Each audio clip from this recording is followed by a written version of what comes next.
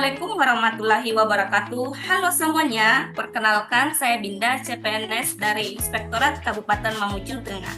Selamat datang di podcast Sumura, Suara Muda Nusantara. Bisa hadir menemani kalian. Kali ini kita bakal bahas topik yang lagi marak di masyarakat, yaitu judi online atau biasa disebut dengan judol. Kayaknya sekarang hampir tiap hari ada berita tentang judol, entah itu orang kehilangan harta, permasalahan lilit hutang gara-gara ini. Nah, menarik untuk kita kupas, apa sih penyebab utama maraknya judi online di Indonesia?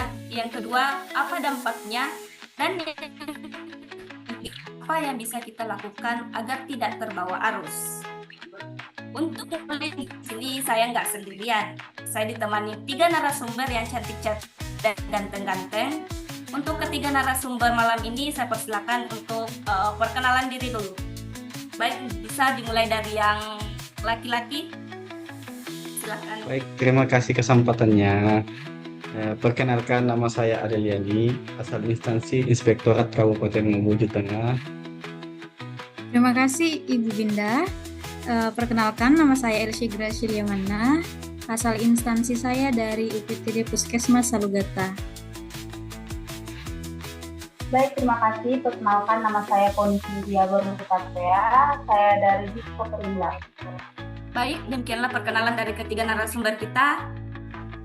Sebelum kita masuk ke topik kita malam ini, mari kita saksikan video berikut ini. Pemirsa, judi online penuh dengan tipu muslihat. Sejatinya, tak ada pemain judi online yang akan menang dan juga meraih keuntungan. Rekan kami Aiman Wicaksono menggali informasi dari seorang mantan admin judi online.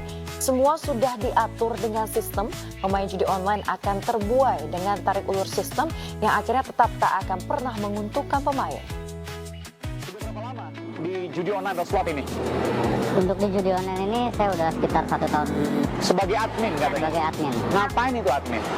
Kalau admin itu memang tugasnya hanya mengajak player atau pemain untuk deposit di situs kita Depositnya berapa banyak? sebanyak mungkin. Oke, berapa? Satu orang berapa misalnya?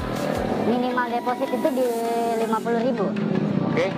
Saja kita masuk ke topik kita hari ini, yaitu maraknya judi online di kalangan masyarakat. Yang pertama, apa sih faktor utama yang bikin judul ini cepat banget menyebar di Indonesia? Mas Adeliani bisa menjawab pertanyaan ini? Iya, kalau Waktu dan menurut tepat. saya, ya terima kasih Ibu Binda atas kesempatannya. Kalau menurut saya pribadi ya, kenapa begitu marak? Karena yang pertama, akses untuk ke sana itu sekarang sangat mudah. Ketika kita punya handphone, membuka apapun itu yang bernuansa internet, pasti ada muncul ini iklannya. Ketika kita mengklik, sama juga timbul penasaran ya, coba-coba begitu. Nah, top up ketika diberikan kemenangan, akhirnya tergoda untuk lebih untuk mendapatkan yang lebih lagi.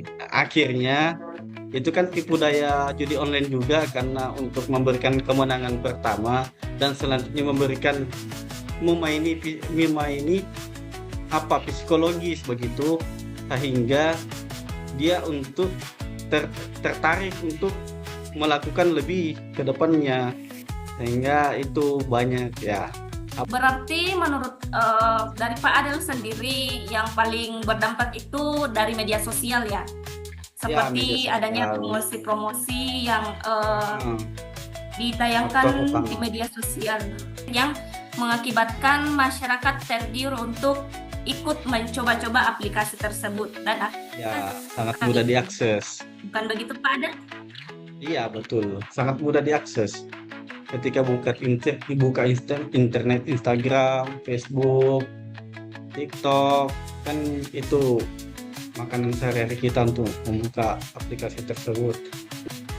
Kalau Gitu, menurut Ibu. Pak Adel sendiri, sebenarnya seberapa besar sih pengaruh promosi ini terhadap maraknya judi online di Indonesia? Ya, Ya sangat besar karena itu sangat mudah diakses. Baik, berarti kesimpulannya dari Pak Adel itu, faktor utama penyebab judi online itu karena disebabkan dari media sosial yang sangat mudah diakses oleh masyarakat yang ada di Indonesia. Betul. Jadi itu yang bisa disimpulkan dari Adel. Selanjutnya, kalau dari sisi dampak, mungkin sebagian orang berpikir, ini kan cuma main-main, nggak serius kok. Tapi kenyataannya banyak kasus kesesatan judol.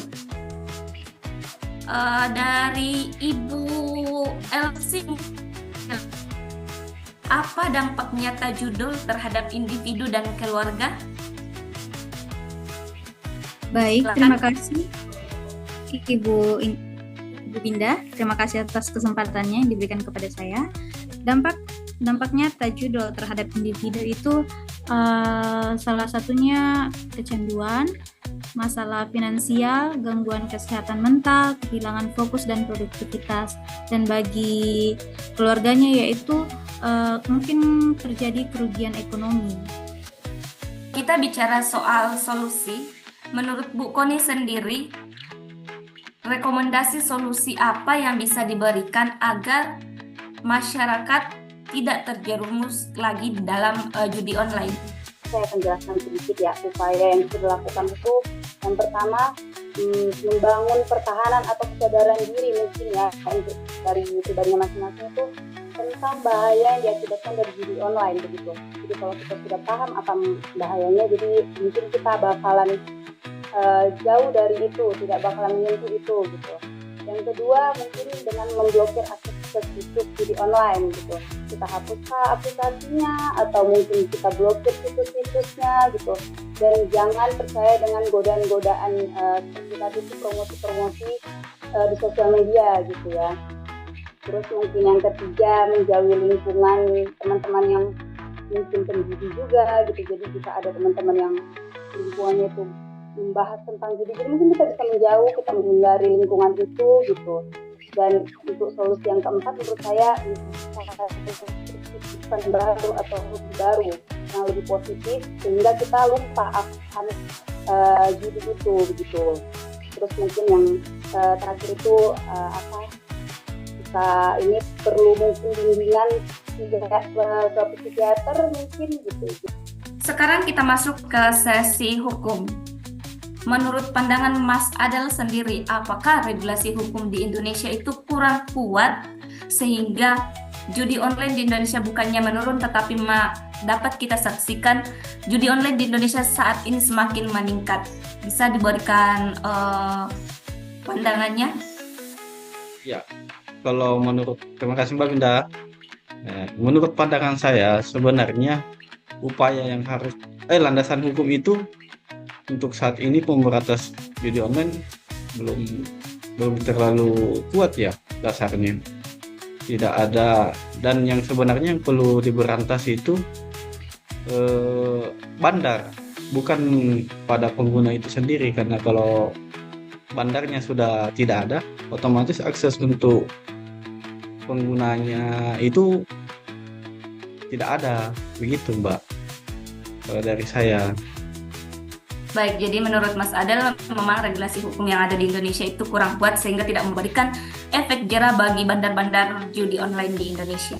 Kita malam ini benar-benar membuka mata. Ternyata maraknya judi online bukan cuma soal teknologi, internet, tetapi juga menyangkut ekonomi, psikologi, sampai lemahnya regulasi.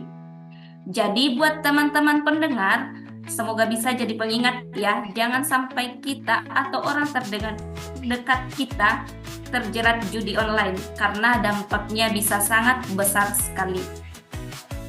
Terima kasih banyak untuk ketiga narasumber kita malam ini yang sudah berbagi ilmu, dan terima kasih juga untuk kalian para pendengar. Sampai ketemu di episode berikutnya. Tetap jaga diri, jaga pikiran, dan jangan lupa untuk lebih bijak dalam menggunakan teknologi.